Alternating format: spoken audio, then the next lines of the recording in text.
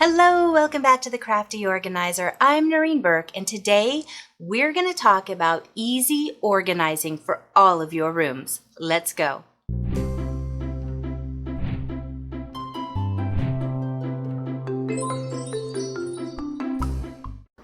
A few days ago, I asked my patrons what types of organizing videos they would like to see, and I got answers that basically covered every room of the house. So I decided to step back and do a more generic room by room organizing video. And then based on what your responses and comments are, I can delve deeper into the minutia of organizing. But let's go over some of the high level organizing. I'm sitting at my new desk, which I just love, and I do have a fan going, so I'm hoping that that doesn't make too much noise. But let's dive in, starting with the kitchen. Since this room is the hub of the home, it's so important to keep this area organized, and it makes all of those meal prepping times so much easier. So let's start in this room with cabinets. Now, in all of the rooms, I'm going to talk about taking things out that don't belong. My clients are always surprised to find out how many things from other areas of the home have made their way into these areas. So as you're peeking through cabinets or drawers, anything that doesn't belong in there, go ahead and start removing those. But with your cabinet, something that's super helpful is create zones. So have all of your pantry items together, get your baking items together, canned foods together, but whenever possible by adding either shelves to create more organized spaces or by adding storage boxes, bins, or totes. You'll really be able to define the spaces, and what this also does is it's a one-stop grab when you need your rice grains or pastas or snacks. But it also makes it easier when you're making your list to go grocery shopping to peek in and know that you're not going to end up with duplicates. The other great thing by focusing on just your cabinets first is you'll be able to break the organizing of your kitchen into specific sessions. I always recommend that you break things down so that you're not overwhelmed by a total space all at once. So do one or two cabinets, leaving just a little bit of space so that as you're getting through the other spaces, if you need to integrate something, you don't have to rework the entire space. Next, we're going to move into drawers. Working with drawers is always a lot of fun because they end up being a mix of so many things. I like using organizers whenever possible. So using empty boxes, bags of things so that you can have them all together, or just buying some inexpensive drawer organizers. You're able to get those likes with likes. This will make it so much easier when you're looking for that specific peeler or potato masher. Now again, for those lesser used items, if you don't need them in your immediate drawer space, go ahead and put them someplace else. Oftentimes when I'm working with clients that don't have a lot of space in their kitchen, I'll use my label maker or a small label that I can write in to remind them where that item is if we've moved it out of where they were used to having it. Pantries are going to be very similar to the cabinets. You're going to work with getting zones together. Think about when you're at the grocery store. You go to specific aisles to get specific foods. Your pantries should be the same way.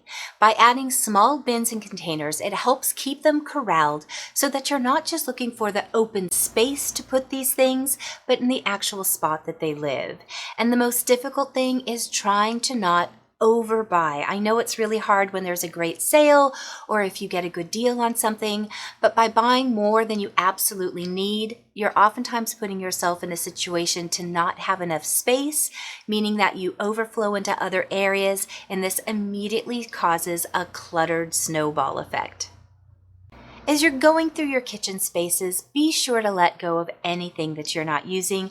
I'm working through a video right now of kitchens over the last 100 years, and it's amazing how far we've come, and yet the basic items in our kitchens really haven't changed. We've just been introduced with a lot of gadgets that are so important, but they end up sitting in drawers a lot of times. Be really honest about those items that you have. I had a lot of cake pans in my kitchen, which didn't make any sense because if you've watched my videos before, you know I am honest about the fact that I don't enjoy cooking. So I have the bare necessities now, and I haven't missed a thing in my kitchen. If you've got a lot of gadgets and they're taking up space and not being used, let them go so that someone else can find joy in them. Now let's move on to the linen closet. The linen closet is interesting because it ends up being an overflow catch-all for all things in the home. Since linen closets are usually in a central part of a house, usually off of a hall or right before you get into bedrooms and bathrooms, it just becomes a catch-all. Now, I've also found as I go through these with clients that we usually end up collecting more sets of towels, linens, and blankets than we usually need. A general rule of thumb for a linen closet is 4 bath towels per person, 2 sets of sheets per bed, and then a full extra set of sheets and towels for guests. I always recommend storing the full sheet set inside of the pillowcase so that you're not looking for the pieces. If you have multiple size beds, go ahead and mark them with a small tag that's attached with a safety pin. That way you're never having to guess. Also, if you can, go through your cabinet and put the like colors together. Just doing this immediately will neaten up the look of your linen closet. Now, I suggested starting with the kitchen and the linen closets first because these usually don't have a whole lot of items that are difficult to decide with.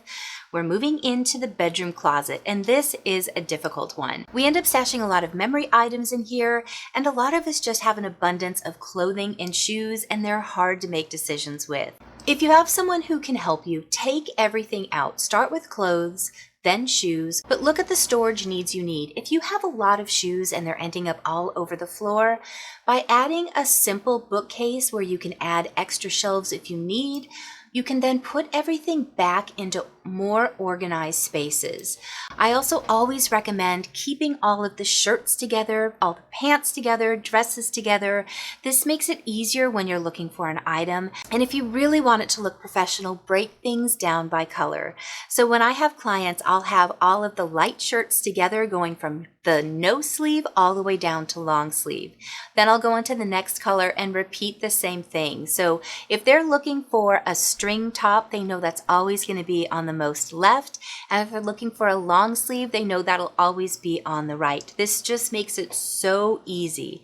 And then when they're doing the laundry, they can put them back in the same order. I've actually had people tell me they can find clothes in the dark using this method because they know left is going to be cooler weather and right is going to be warmer weather. Try it out.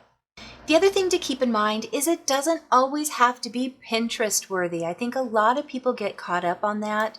By just taking out the things you don't wear and taking out the things that don't belong in that space, oftentimes that will be sufficient to make your space look super organized. Now, oftentimes the storage structure you have in is really going to make a difference. If you're finding that you just don't have enough hanging space, there's a lot of creative ways that you can add another bar. But here's a perfect example of a closet where we thought we were going to need more hanging space. It turned out the clothes that she saw initially were old uniforms, so we were able to get rid of all of those. With what was remaining, we decided that putting in a storage shelf would be a much better use in this space. We adjusted the shelves so that the items we were storing fit perfectly so that she could just easily slide them out. And now she's able to walk in this space, grab the item that she needs, and everything is single touch. Whenever possible, have things single layer. It's human nature. If you have to move something to get to the item behind it, chances are you're not going to take the time to move that item again to put it away. So really be mindful as you're going through and picking the items that you want to keep in this space, because if you're overfilling it and you have to start making secondary layers, you're just setting it up for potential failure in the future, because moving things to get to things is so frustrating and it takes up time that we don't always have. Single layer means a much more efficient system that you can stay on top of. File your clothes whenever possible. Martha Stewart was the first person who talked about this, but I heard Marie Kondo really push it. By folding your things and standing them up, you will be able to get more storage out of a space. It's easier to see all of the items in there, and it's actually really easy to just fold it and file it back in after you do laundry. The first thing to do with shoes is be really honest about how many of them you're wearing and need to keep. If you're able to let any of them go, let someone else enjoy those shoes. This is a closet that I did for a client and they loved it. It created so much space. And as you can see, I decorated with some bags and shoe boxes. Yes, to make it pretty, but so they had space to grow as they add to their shoe collection.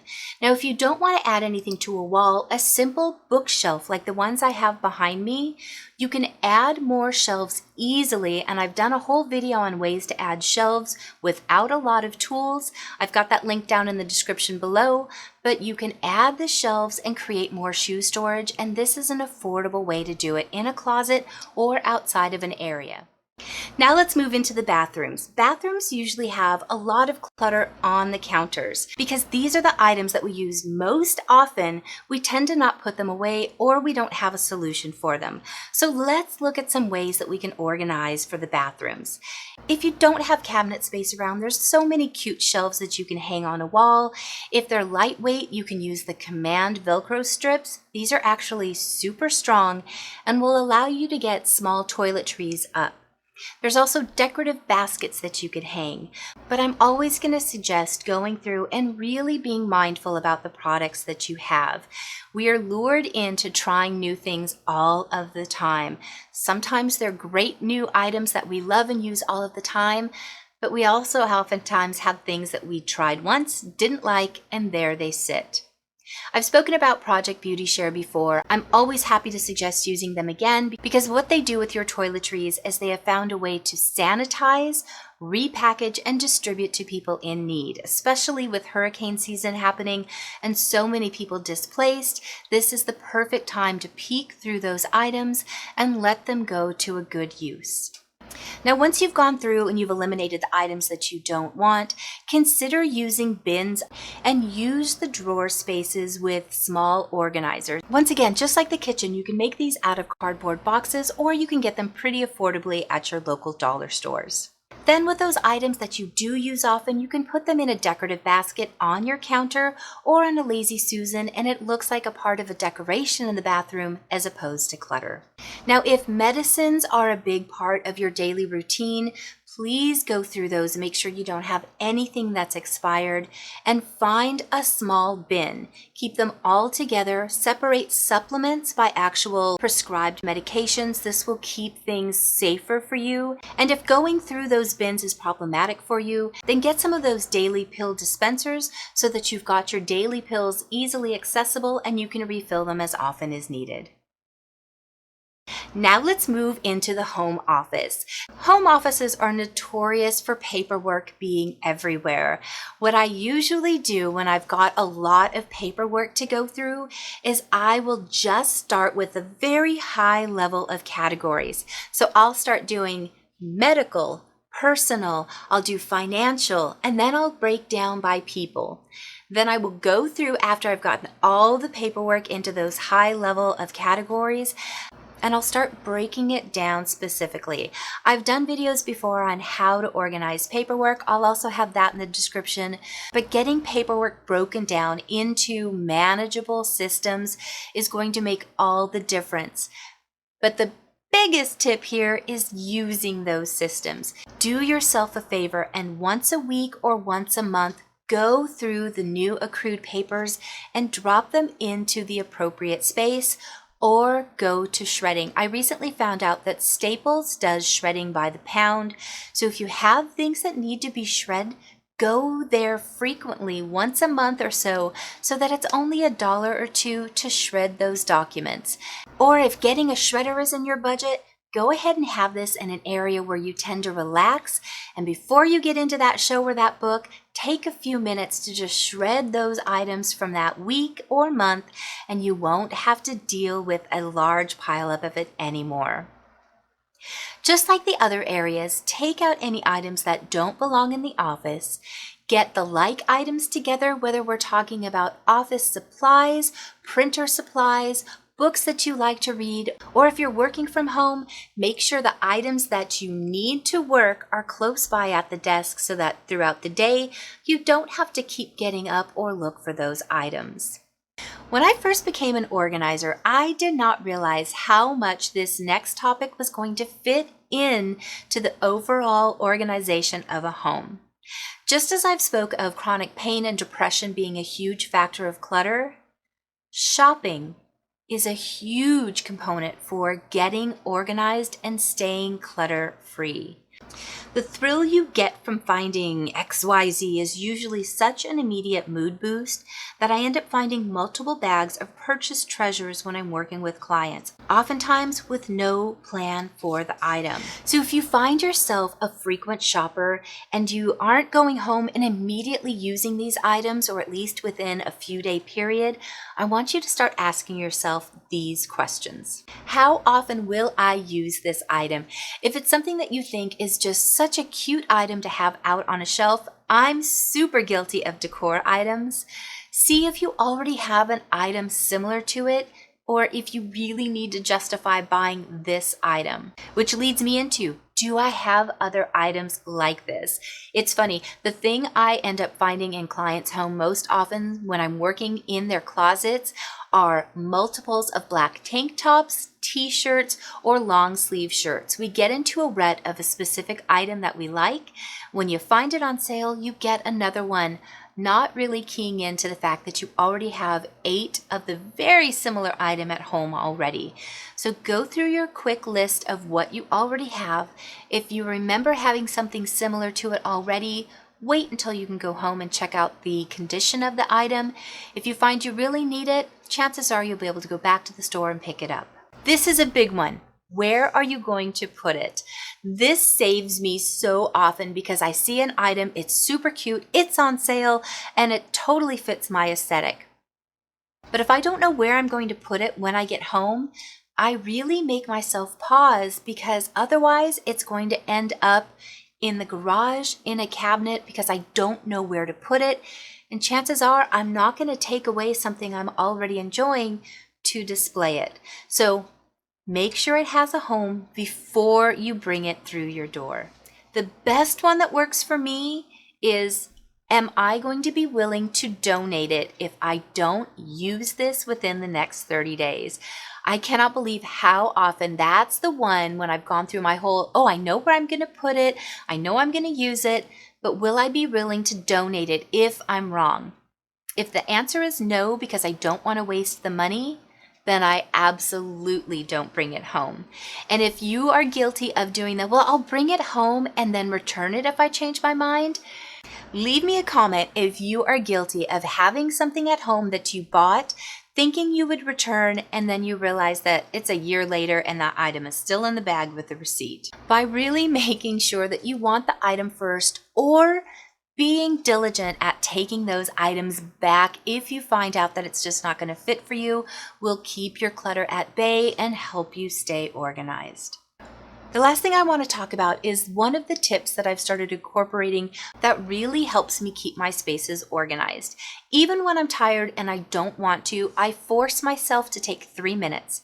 3 minutes to clean up from whatever I've done. Once that 3 minutes happens, I can either choose to go ahead and finish up if it's only a little bit more, or I'm done for the day. But the next morning, after I've had my coffee, of course, I come out and I finish cleaning up. I find that when I don't clean up my space and I move on to the next project, and that's the other key point, don't move on to the next project until you've cleaned up from the last one. Every time I've done this, especially because I'm filming, I'll do a craft and then I work on a project for Annie's, and I just take those things and move it aside. I'm setting myself up for failure, because once a little bit of clutter happens, it's almost like permission for your brain to just go ahead and add more to it. And then pretty soon we're in this overwhelming giant project that we need to spend several hours on to get back under control. Try your very best after each little session of a project that you do, clean it up. If it's a work in progress, have those work in progress bins where you could just slide it all in. Use my cookie sheet method if you haven't seen that before. I'll take 2 cookie sheets, one that's normal, and then the other upside down with some binder clips on top. I can now organize my works in progress, set them aside, and not have to dig through everything. Doing this will save you so much time. I promise you'll love this tip the best.